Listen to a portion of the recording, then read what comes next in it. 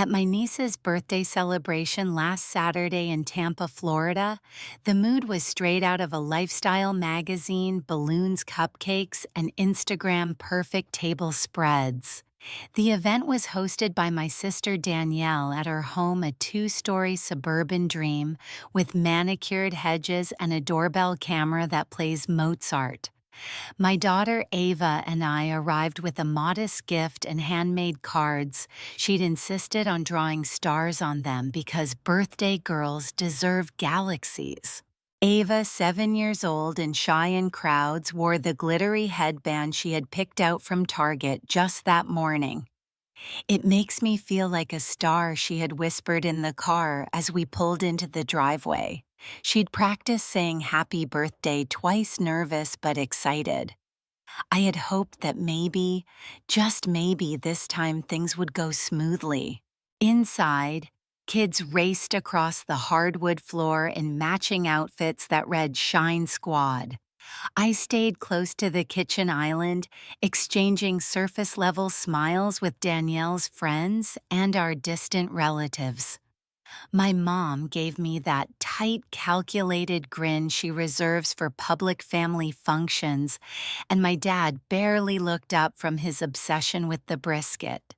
Then came the gift bags. Each child's name sparkled in glittery vinyl on tote bags stuffed with stickers, small plushies, customized tumblers, and rainbow bubble wands. The kids' excitement rippled through the room as they unwrapped each item like they were opening treasure chests. Until it was Ava's turn.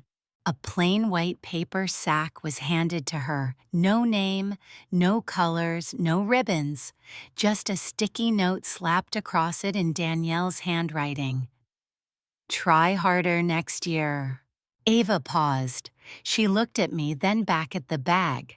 She reached inside with trembling fingers and pulled out a broken orange crayon, a used pink eraser, and a lint-covered mint. Her eyes blinked rapidly, as if trying to decode a puzzle that didn't make sense. Her hand reached toward mine, small and unsure, seeking reassurance where none had been prepared. And then came the laughter. Danielle's shrill chuckle sliced through the room. "She's been a little difficult lately," she said, brushing it off. "Just a joke, a little nudge." My mother murmured something about building resilience. Even my father grunted in amusement. Ava stood quietly, her jaw tight, her lip trembling. I could feel her tiny body stiffening, absorbing the humiliation like a sponge. My husband Josh stepped in.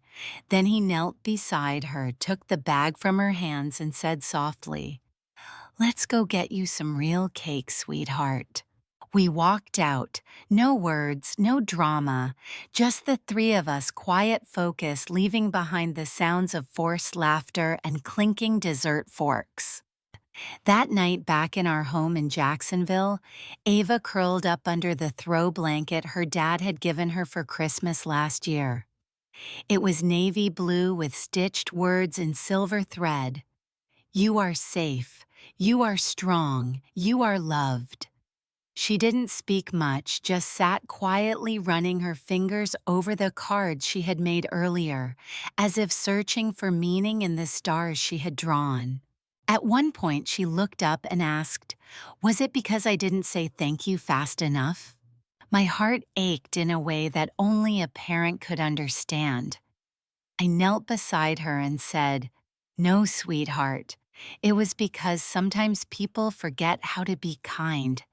She didn't say anything after that, just nodded and pressed the cards to her chest like they were shields against the world.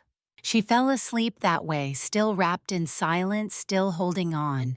Josh made tea in the kitchen.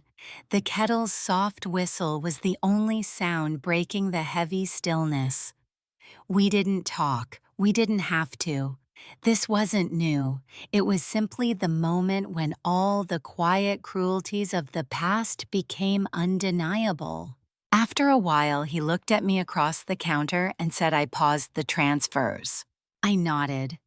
No more rent coverage, no more groceries, no more emergency bills quietly paid through shared family accounts.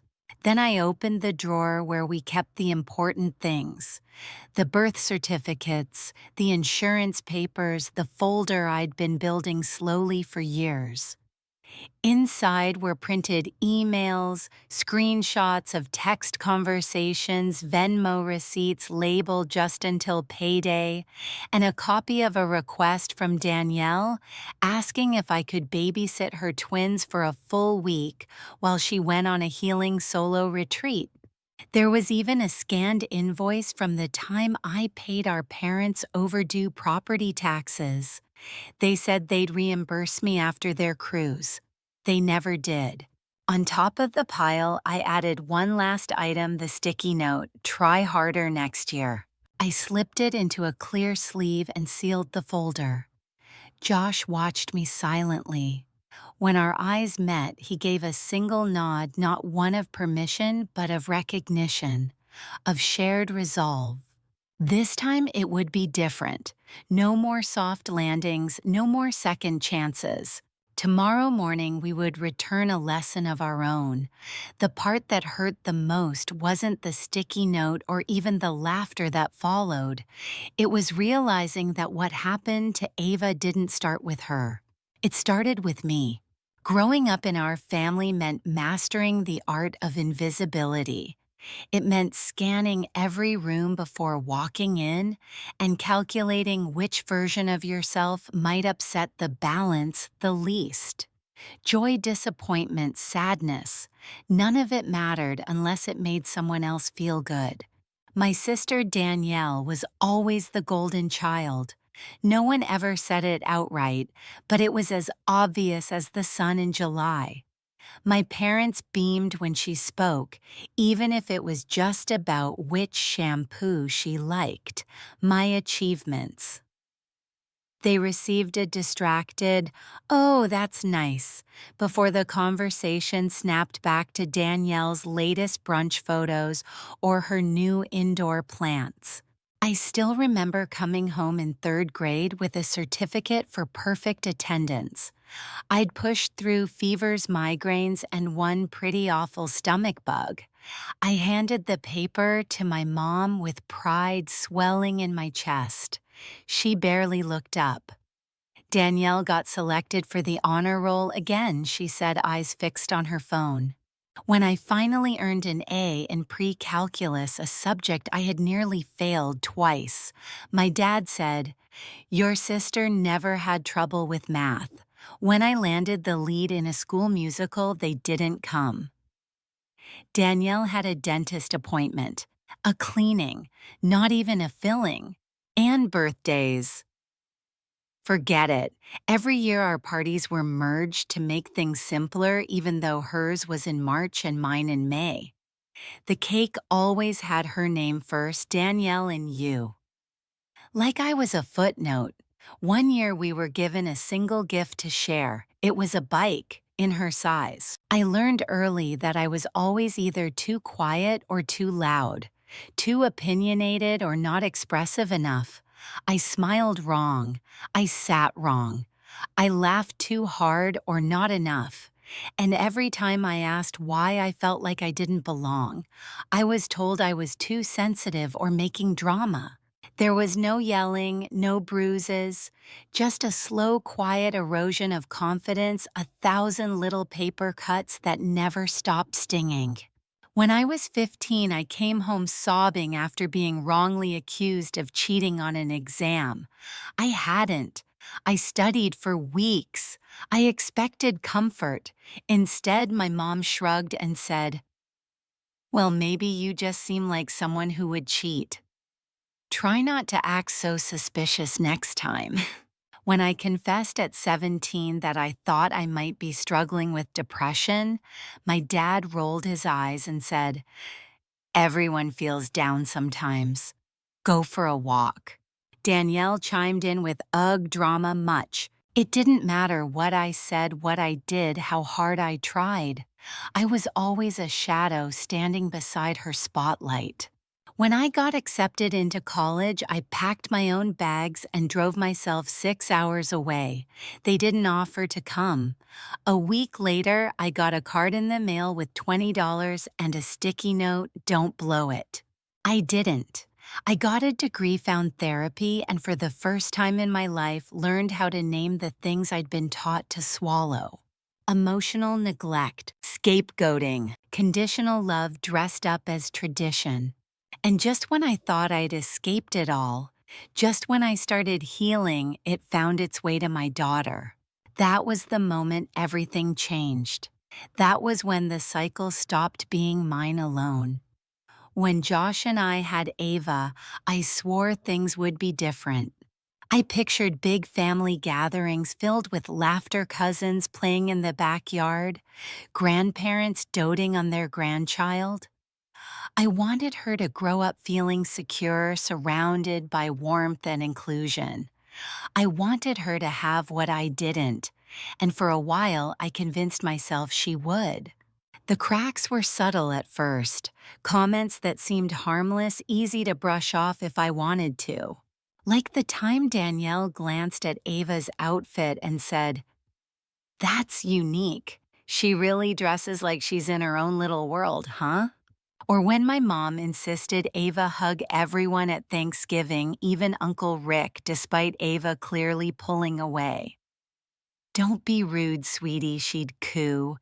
"Give Uncle Rick a proper hug." Josh and I exchanged a look. He knew, but we didn't say anything, not yet. Then came the jokes, my dad smirking when Ava flinched at the sound of a dropped plate. "Better toughen up if she wants to make it in this family." I tried to explain. I told them that Ava has sensory processing challenges, that loud noises hurt, that textures matter, that crowds overwhelm her. I told them what her therapist said: she needs empathy, not ridicule. But empathy wasn't part of their vocabulary. "You're coddling her," my mom said with a sigh. "Kids need discipline, not diagnoses." Danielle called me a snowplow parent, said I was raising a future pushover who'd fall apart the second life got hard. And every time I defended Ava, I was met with the same tone I knew so well: mockery, dismissal, silence, or worse, pity. "She just wants attention," I overheard my mom whisper to Danielle once, not realizing I was in the hallway. Let her have her little moment. It stung, not just the words, but the familiarity of them. They had used the same tactics on me: minimize, mock, undermine, repeat. And I let it go again and again because I was clinging to the hope that they'd change, that they'd show Ava the love they had withheld from me. But they didn't. They saw Ava's softness as weakness, her creativity as weirdness, her sensitivity as a flaw to fix instead of a strength to protect. The day of the party wasn't the beginning. It was the final proof that what they did to me, they were ready to do to her. Only this time I saw it for what it was. This time I had a choice. I could let it continue, or I could end it. We didn't sleep much that night. Ava finally drifted off on the couch, still curled around the birthday card she'd made with hand-drawn stars and swirls of purple marker. I watched her chest rise and fall in shallow breaths, her forehead still furrowed like she might wake up expecting to defend herself again. I stayed up, laptop open, screen glowing in the dark kitchen. The blinking cursor seemed to taunt me, as if asking, "So what now?" At 4:07 a.m., I emailed Mr. Beck, the landlord who managed the duplex Danielle lived in. I explained that effective immediately, I would no longer be covering the supplemental portion of her rent. That arrangement had never been official, but it had always been real. He knew my name, recognized our monthly wire transfers. He replied within 20 minutes, "Understood. I'll notify her of the adjusted balance today." At 4:49 a.m., Josh drafted a letter to the loan provider for the SUV Danielle drove. The title was in our name. The payments had been slipping for months before we stepped in silently, of course, to avoid embarrassing her. But that was over now. At 6:02 a.m., I printed everything screenshots, emails, text threads, including the one where my daughter was called difficult, the one where Danielle wrote, "She's going to be just like her mom, oversensitive and exhausting." I even found a voice memo, a clip from Christmas 2 years ago when my husband had been filming Ava opening a gift.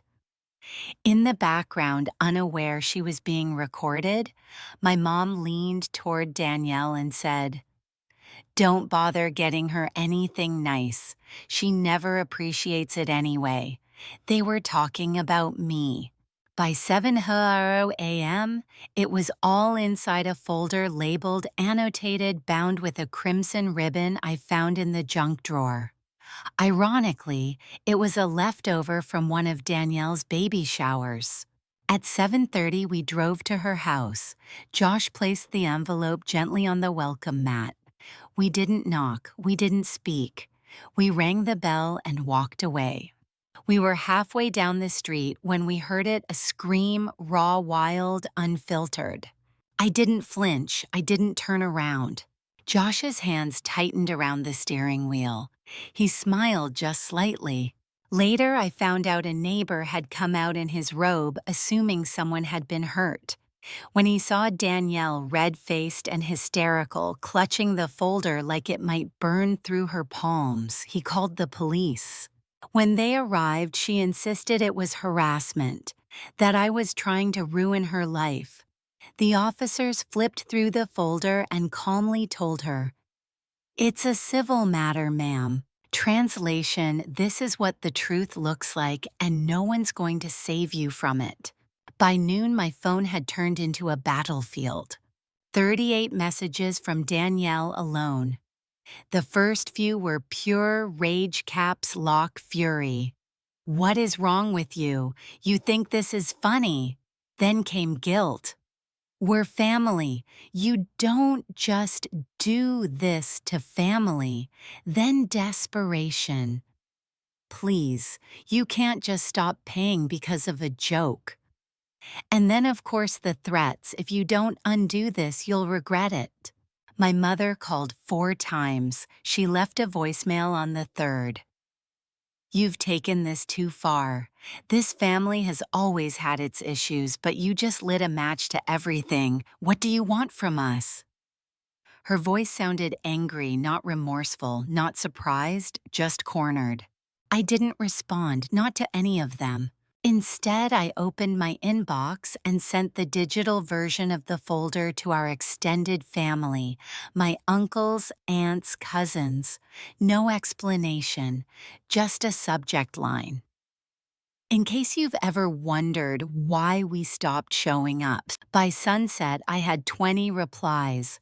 Half said some version of "I had no idea." A cousin I hadn't spoken to in years simply wrote "Good for you."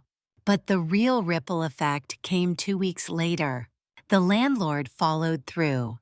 Danielle was given 30 days to settle the full balance or face eviction. The car loan company sent her a warning letter. Her missed payments had triggered a formal review, and the consequences would hit fast. Josh didn't gloat. He just glanced at the notification, exhaled, and nodded. That was enough. My parents tried to bypass me completely. They called Josh, not once, 3 times, left him a voicemail. "She won't listen to us, but maybe she'll listen to you. Tell her we're sorry. Tell her she doesn't have to do this." He called them back. He said, "She's not doing this to you. You did this to yourselves." The next morning, they showed up at our house. Ava was reading by the window when she spotted them. Her shoulders immediately tensed. Her face went pale. I met them at the door, blocking the entryway. My father started. "We just want to talk," I replied. "This isn't out of control. This is accountability." My mom's eyes watered, but no tears fell. "We miss our family," she whispered. I closed the door gently. Later that afternoon, I found a card in the mailbox. One of those generic store-bought sympathy cards with pastel flowers and gold cursive. Inside it said, "We miss our family." I mailed it back with a sticky note that read, "So did I." Then I walked inside where my daughter sat, curled under her blanket, reading quietly. Her face peaceful, her breathing even. She looked up and asked, "Were they mad?" I shook my head. "They were loud. That's not the same." She nodded and went back to her book. That night we didn't celebrate, we didn't cheer, we just breathed. But in that breath there was something powerful, a new kind of quiet that felt like freedom. The silence lasted about a week, but it wasn't real silence. It was that kind of stillness that hums with barely contained rage, like a storm that hadn't picked its moment yet. I thought maybe, just maybe, that was it, that they'd gotten the message. I was wrong. 10 days after we left the envelope on Danielle's front step, Ava came home from school with a folded pastel note in her backpack. It was tucked beside her lunchbox, decorated with sparkly stickers and little hand-drawn hearts, like it belonged at a school Valentine's exchange. It read, "If you ever feel sad or confused, remember Auntie Danny loves you. You can always call me no matter what your mommy says." Ava handed it to me confused. "Did I do something wrong?" she asked. The anger in me felt electric. This wasn't a joke anymore. This was deliberate, covert, strategic. This was manipulation. I called the school immediately. Turns out my sister had used a friend's name to sign in and drop something off for a niece. No ID check, no alerts, just a fake smile and a lie. By that afternoon, I had filed a no-contact order with the school, the district, and the local police. My lawyer sent a formal cease and desist to both Danielle and my parents. Enough was enough. 2 days later, a private account started tagging me in vague social media posts. Some people forget who raised them. Funny how the ungrateful always think they're brave. Remember, kids grow up. One day they'll ask what really happened. There were blurry childhood photos, a crying selfie, and beneath it all the unmistakable stench of desperation. I didn't engage. I documented everything. I forwarded the screenshots to my attorney, who in turn sent them to law enforcement. Let them dig their own hole. I had stopped shoveling, but the story wouldn't stay contained. Whispers started, first from a distant aunt who messaged, "Is it true about the birthday party?" Then a cousin Emma said, "You cut off your family over a gift bag, but I don't buy it." Screenshots began to circulate. One was from an old group chat where my daughter had been called too emotional and, just like her mom, always looking for attention. Another was a voicemail one Danielle didn't know Josh had recorded. My mother's voice saying, "She doesn't appreciate anything we do. Stop wasting money on her." People started connecting dots. Family members who had smiled politely through years of awkward gatherings now began asking real questions. Why wasn't Ava invited to cousin Kayla's birthday last year? Why had Danielle dipped into the family emergency fund despite having the only stable salary? Why had I stopped showing up without explanation? They weren't whispering anymore. They were watching. By the end of that week, my parents had gone quiet online. Danielle deleted her Instagram.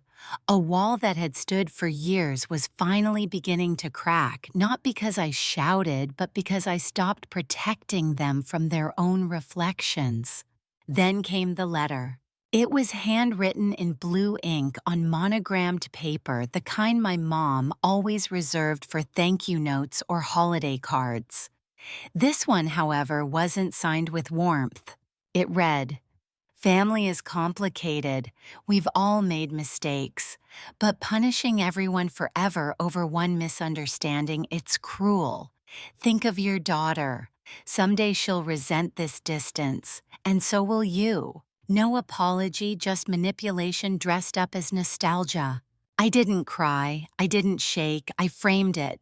I hung it next to the sticky note that had started everything "try harder next year." And then I helped Ava hang fairy lights around her new bed. She chose the ones that changed color slowly like they were breathing.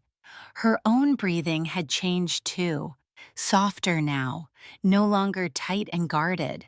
She'd made new friends, two girls from her after-school art program, kids who didn't flinch when she needed earplugs in noisy rooms, kids who asked questions gently and gave space freely. She started sleeping through the night. She started laughing in her sleep. One morning she said, "Mom, my heart doesn't feel like it's buzzing anymore." I held her tight until she giggled muffled against my shoulder. And something settled in me. Later that spring, her class held a family art day. Every student could bring one adult to sit beside them, eat cookies, and view their projects. Ava chose me without hesitation. Her canvas was a swirl of stars and purple clouds. In the corner, written in black paint, "Safe is better than big." On the drive home, I asked if she wanted ice cream. She nodded, then paused. "Mom." "Yeah, baby. Even if they never talk to us again, you did the right thing." I blinked hard against the lump in my throat. "Thanks, sweetheart. That means everything." That night, as I checked emails before bed, I saw a new message. No subject line, no greeting, just 6 bitter words from Danielle. "Are you happy now you won?" I didn't reply, because she was wrong. I didn't win. I walked away, and for the first time in my life, I didn't look back.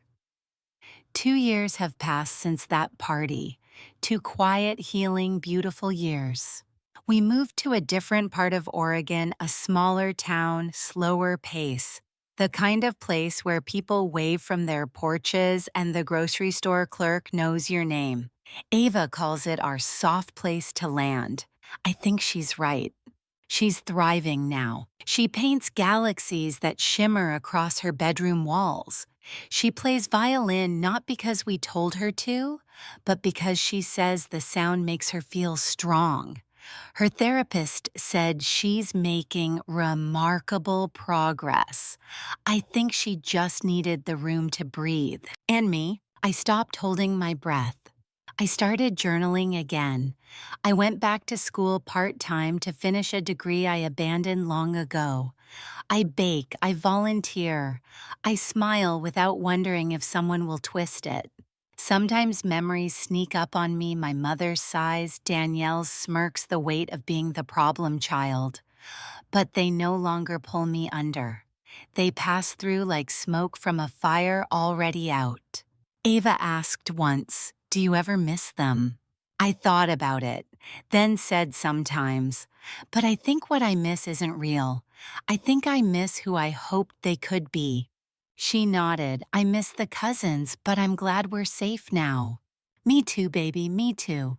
Last month, Ava brought home a school form to list emergency contacts. She asked, "Can I put Mr. Howard from Art Club?" He always comes when people need help. And that's when I knew we were free. Not because we'd cut people off, but because we'd chosen to stop bleeding to keep others comfortable. Freedom didn't come with a slam or a scream. It came in quiet, small ways, a morning without dread, a night without walking on eggshells, a child who believes love doesn't hurt. I never responded to Danielle's last email, because some chapters don't need a conclusion, they just need to be closed.